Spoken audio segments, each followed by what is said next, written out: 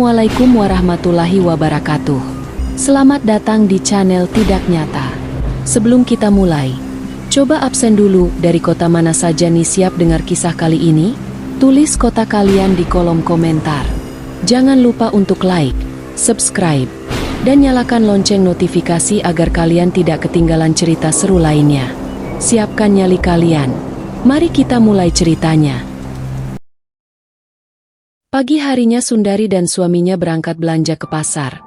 Namun setelah pulang ke warung dan membantu sebentar, Edi berpamitan pulang karena dia ingin latihan naik motor dan juga nunggu bahan bangunannya yang mau datang hari itu. "Buk, Bapak pulang dulu yo. Mau latihan naik motor sambil nungguin bahan bangunan datang," ucap Edi pelan. "Memangnya Bapak ini mau latihan sama sopo toh? Jangan latihan sendiri, nanti nabrak bisa bundas kamu, Pak," jawab Sundari sambil memotong sayuran. "Nanti minta dilatih sama Mas Ratno, suaminya Mbak Yanti itu loh. Tapi Bapak minta duit yo, Buk. Siapa tahu Mas Ratno nanti minta bayaran. Kan dia itu sangat perhitungan banget, Bu," pinta Edi sambil tersenyum. Sundari pun memberi 5 lembar 20 ribuan. Pada Edi, "Bapak pamitan dulu sama Mbak Yuni sana. Nanti Mbak Yuni marah loh."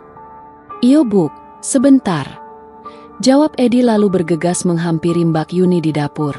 "Mbak Yuni, saya pamit pulang duluan yo Mbak," ucap Edi pada kakak iparnya itu. "Lah kok kamu malah enak-enak nyantai di rumah Todi? Sedangkan bojomu kamu suruh capek-capekan jualan di sini gitu. Suami macam apa itu? Melincur, manja, mau enak-enakan terus?" tanya Mbak Yuni dengan raut emosi. "Maaf Mbak, bukan begitu maksudku. Tapi aku pulang karena hari ini ada yang mengantar bahan bangunan ke rumah Mbak. Jadi aku harus nungguin di rumah dulu," jawab Edi sambil menunduk. "Bahan bangunan? Lah memangnya kalian sudah ada duit buat bangun rumah kalian gitu? Kok sudah beli bahan bangunan?" tanya Yuni menginterogasi Edi.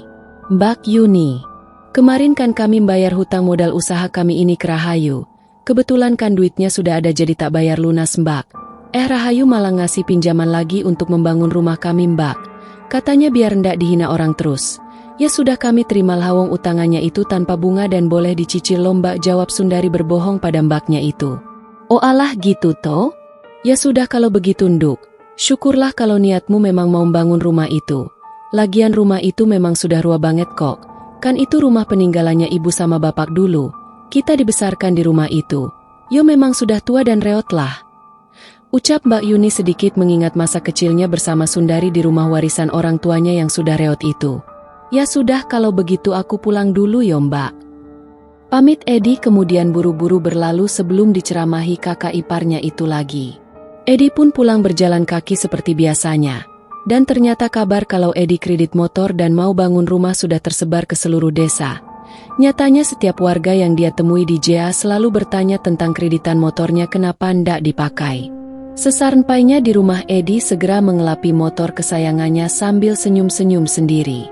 Selang beberapa lama datanglah truk pengangkut batu bata yang berhenti di depan rumahnya. Setelah selesai menurunkan beribu-ribu batu bata, supir truk dan ketiga temannya itu menyerahkan kwitansi pada Edi lalu pamit pulang. "Hari ini baru batu bata, mungkin besok menyusul yang lainnya. Lebih baik sekarang aku pergi ke rumah Pak Kate dulu. Laporan kalau mau bangun rumah. Setelah itu mampir ke rumah Mas Ratno untuk minta diajari naik motor," ucap Edi sambil bergegas mengunci pintu rumahnya dan pergi. "Permisi, kulo nun Pak RT," ucap Edi sesampainya di rumah Pak RT yang tak begitu jauh dari rumahnya itu. "Monggo lo Mas Edi, monggo masuk Mas," jawab Pak RT dengan ramah. "Ada apa Mas Edi kok tumbenan kesini?" tanya Pak RT sambil tersenyum. "Iya ini Pak, langsung saja njeh Pak. Saya kesini ingin melapor ke Pak RT kalau saya ingin membangun rumah saya yang sudah reot itu Pak," jawab Edi dengan santai. "Kapan itu Mas?" "Belum tahu Pak, soalnya bahan bangunannya juga belum sampai semua. Yang penting saya sudah laporan sama Pak RT dulu lah," jawab Edi malu-malu. "Ya sudah Mas, nanti saya kasih tahu ke semua warga, biar bantu-bantu tenaga. Toh Mas Edi kalau warga lain bikin rumah, tanpa diminta bantu tenaga Mas selalu datang batu tenaga kan." "Terima kasih ya Pak, kalau begitu saya pamit dulu. Ucap Edi sambil menyalami Pak RT lalu pergi dari rumah Pak RT menuju rumahnya Mbak Yanti. Permisi, kulo nuwun Mbak Yanti. Ucap Edi sesampainya di warung Mbak Yanti. Monggo Mas Edi, tumben kesini. Ada apa ya Mas? Tanya Mbak Yanti penasaran. Saya mau cari Mas Ratno, Mbak ada di rumah ndak? Tanya Edi dengan sopan. Mas Katno pun segera keluar mendengar namanya disebut-sebut Edi. Ngopo di? Tanya Mas Ratno dari pintu rumahnya sambil tersenyum ramah pada Edi. Gini Mas, aku mau minta tolong sama sampean. Minta tolong opo? Tanya Mas Ratno sambil mengerutkan dahi. Aku mau minta tolong diajari naik motor lo Mas. Soalnya aku habis kredit motor bekas untuk belanja ke pasar Mas, tapi belum bisa mengendarainya. Jawab Edi dengan malu-malu. Oh alah, gitu toh? Tapi ndak gratis Yodi. Ucap Mas Ratno sambil tersenyum. Tenang wae Mas, ajari aku naik motor sampai bisa nanti tak bayar 100.000. Jawab Edi yang membuat Ratno terbelalak sambil senyum. Mantep iki di, oke, ayo tak ajari sampai kamu bisa. Jawab Mas Ratno dengan semangat sekali. Duitmu sekarang banyak yo Mas sejak jualan ayam panggang di perempatan jalan ke kota itu. Tanya Yanti menggoda Edi. Duit banyak Mbak tapi yo cuma muter buat modal lagi. Sisa palingnya cuma sedikit. Jawab Edi merendah. Sekali-kali dolan ke warungku tombak, nyicipi masakane bojoku. Jeh Mas kapan-kapan saja, soalnya jauh. Males jalnya kesana hehe. Jawab Yanti sambil terkekeh. Makanya aku minta dikreditin motor Mbak.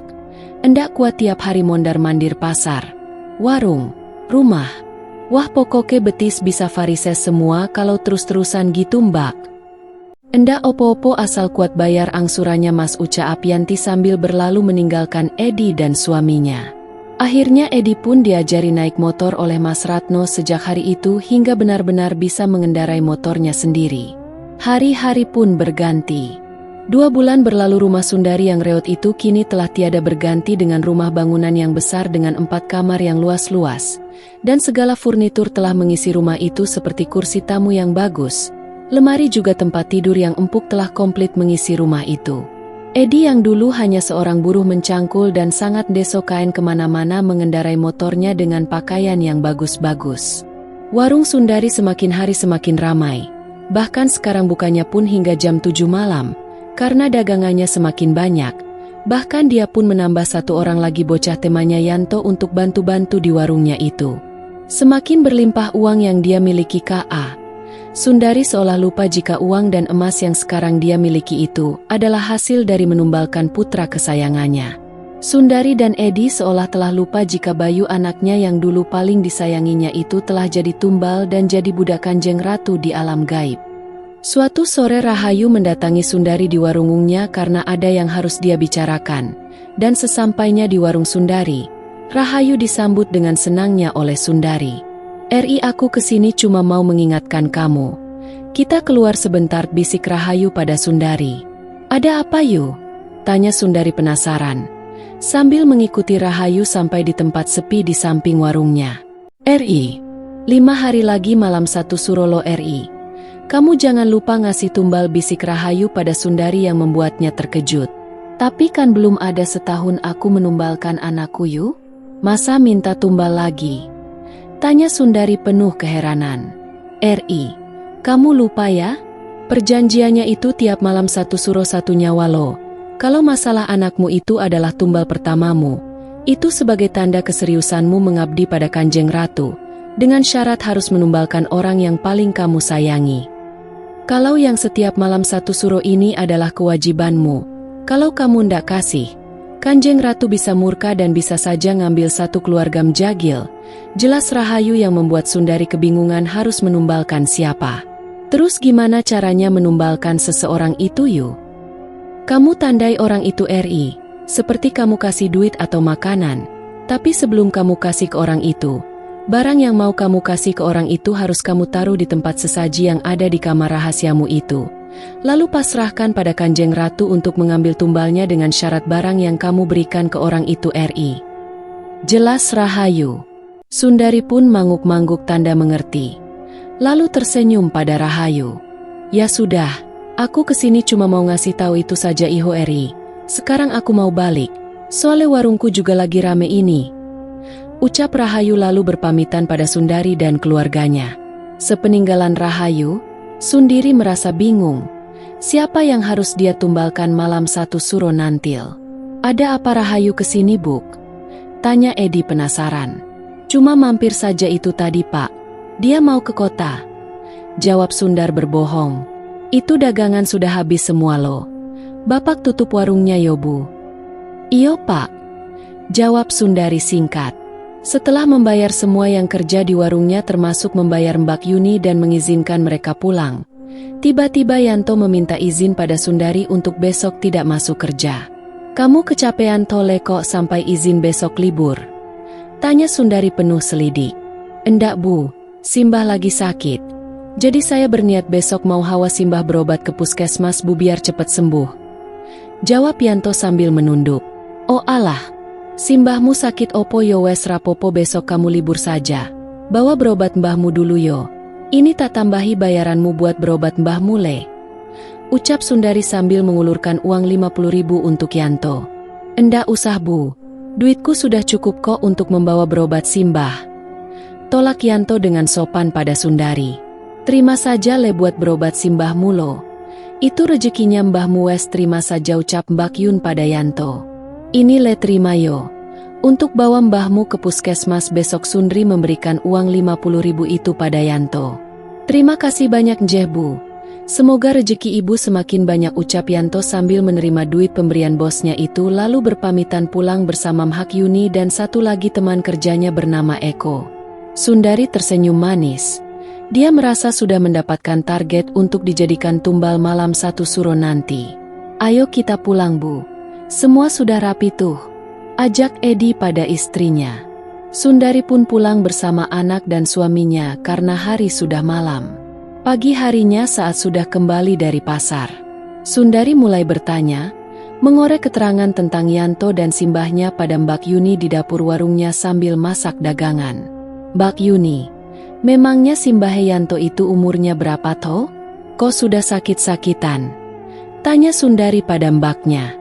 Yo sudah tua tonduk, sekitar 60-an tahun gitulah. Terus ada saudaranya ndak di sekitaran situ? Tanya Sundari lagi. Endak ada enduk, keluarganya di situ yo cuma Yanto itu. Ibunya Yanto itu anaknya.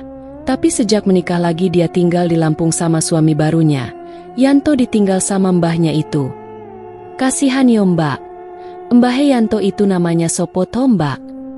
Namanya Mbah Satiem enduk. Ngopo toko kamu tanya-tanya? Jawab Mbak Yuni sedikit heran dengan adiknya itu. Endak ada apa-apa mbak. Aku ini cuma kasihan saja loh. Kan sampean juga tahu toh kalau hidupku dan keluargaku itu sebelum punya warung ini sangat melarat. Lebih melarat dari Mbah Satim itu. Jadi aku itu bisa merasakan bagaimana hidup mereka iho mbak. Jawab Sundari sambil tersenyum. Besok kalau Yanto belum bisa masuk kerja, aku mau nengok rumah mbak. Berarti mbah sakitnya belum sembuh. Kasihan loh. Ucap Sundari penuh iba padahal ia punya maksud terselubung. Terserah kamu nduk. Tapi aku bangga lo dengan sikapmu iki.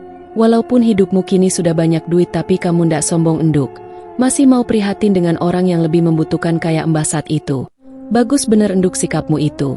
Pokoknya pertahankan yo, jangan sampai kamu sombong kalau kamu sudah kaya nanti. Ucap Mbak Yuni menasehati adiknya itu. Jeh mbak.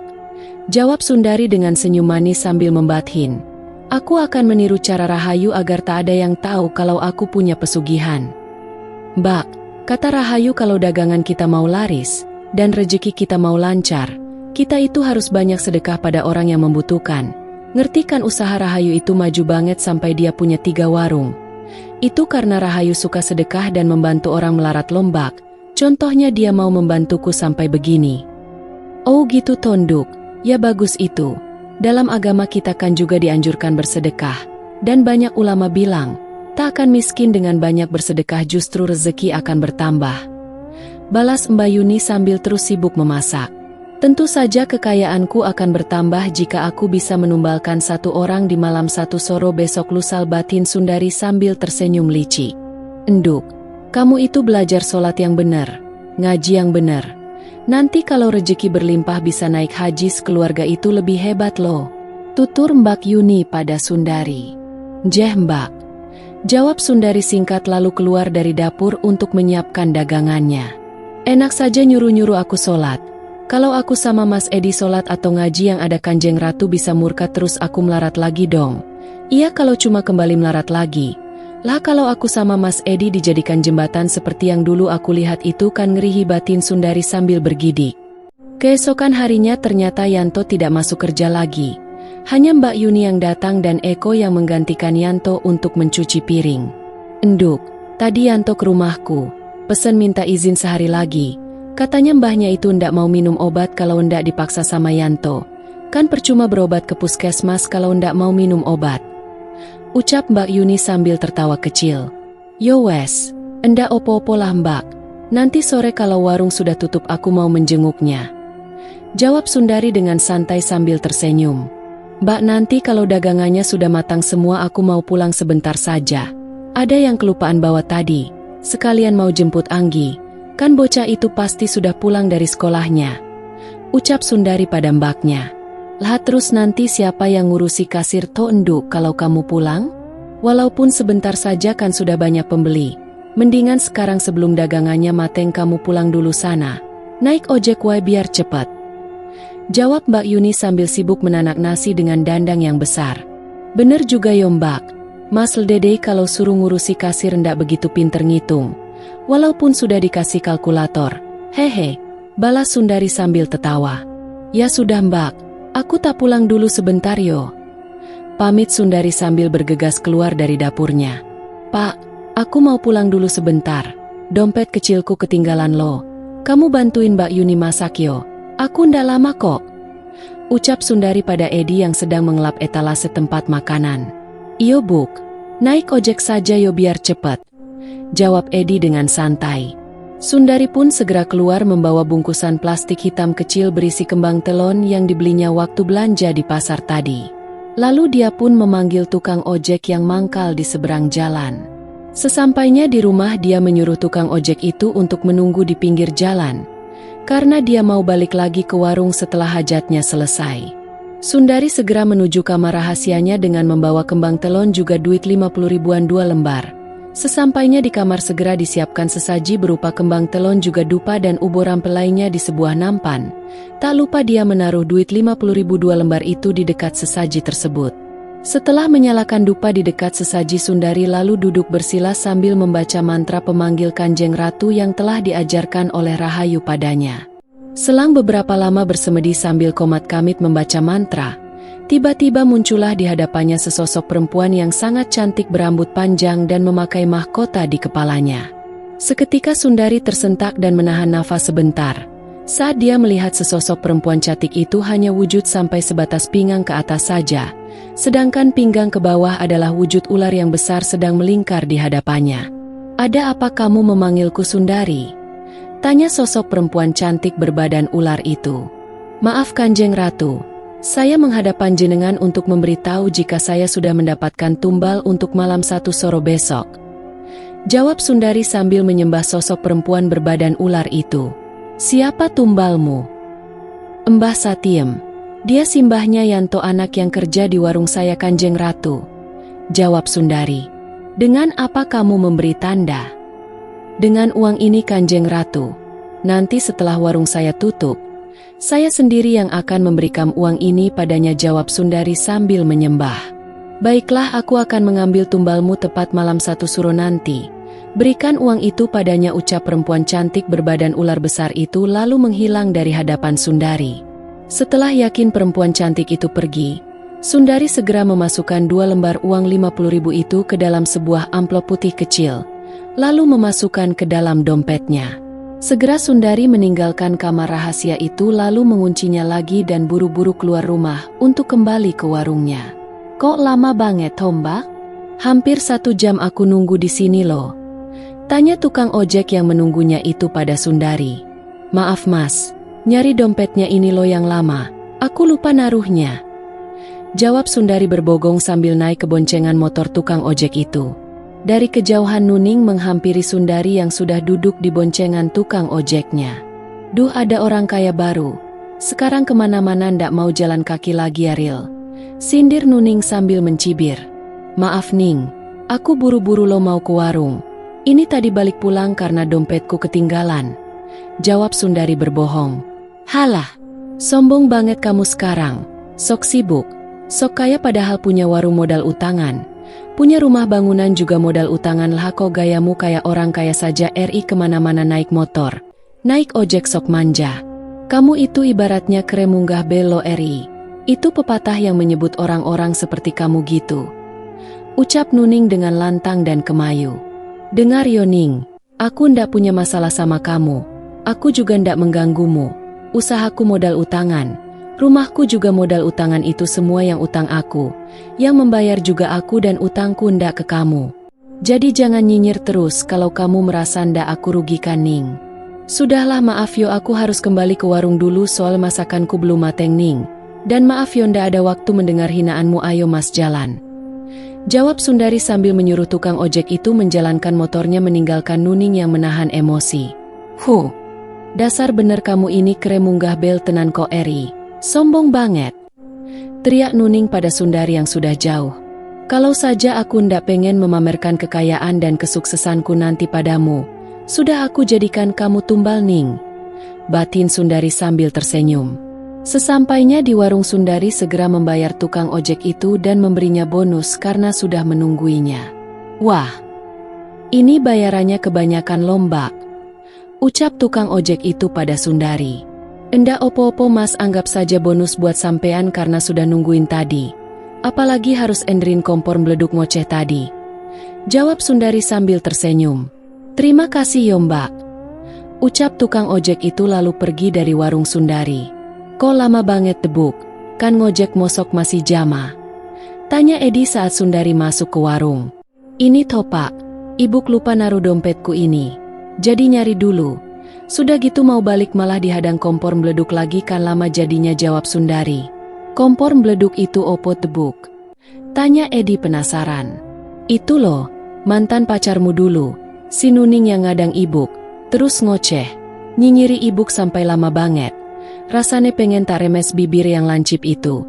Jawab Sundari dengan gemasnya. Oalah, tak kira ada kompor meleduk tenanan buk. Ucap Edi sambil tersenyum. Pak, nanti setelah tutup warung, kita pergi ke rumah Yanto. Nengok mbahnya yang sedang sakit yol. Iyo buk, sakarepmu waelah. Aku nurut, jawab Edi dengan santai.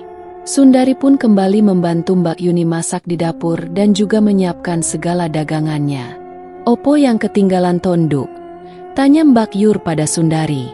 Dompet kecil yang ada KTP-nya itu lombak. Aku lupa naruhnya, jadi harus nyari dulu tadi. Jawab Sundari berbohong pada Mbak Yuni. Setelah masakannya sudah matang semua, seperti biasa Sundari membuka warungnya. Dan seperti biasanya, baru dibuka pun banyak pembeli yang masuk ke warung itu. Bahkan hingga ngantri hanya untuk makan di tempat.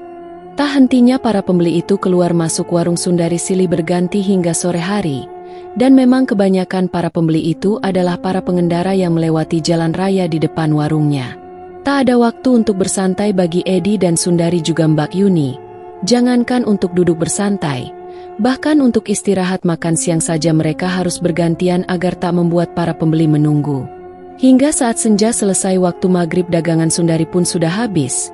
Segera warungnya ditutup agar tak ada pembeli yang masuk lagi. Baru Sundari dan Edi bisa bersantai sesaat untuk makan malam bersama Mbak Yuni. Eko juga anaknya Anggi dengan menggelar tikar di lantai dapur. Kamu jadi nengok Mbah Sati tonduk? Tanya Mbak Yuni pada Sundari. Yo jadi tombak, kasihan lo.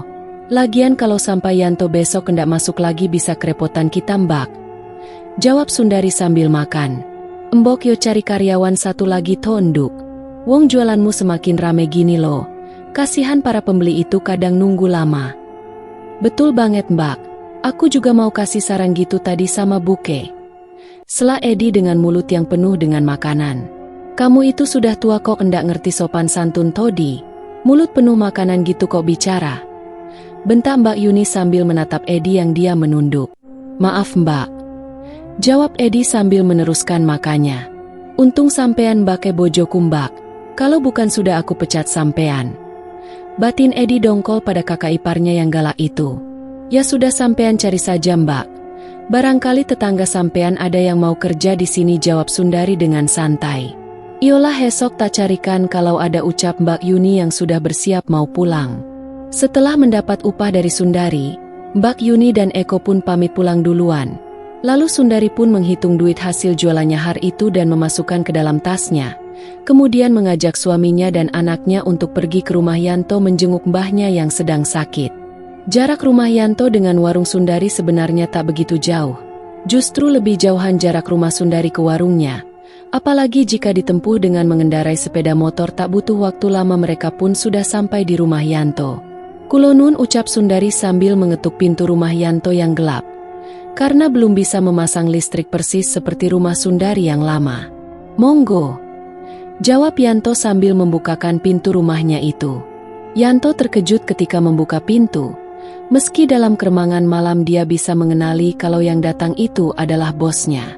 Bu Sundari, Pak Edi, monggo silahkan masuk Pak, Bu, ucap Yanto. Sundari pun masuk ke rumah itu bersama suami dan anaknya.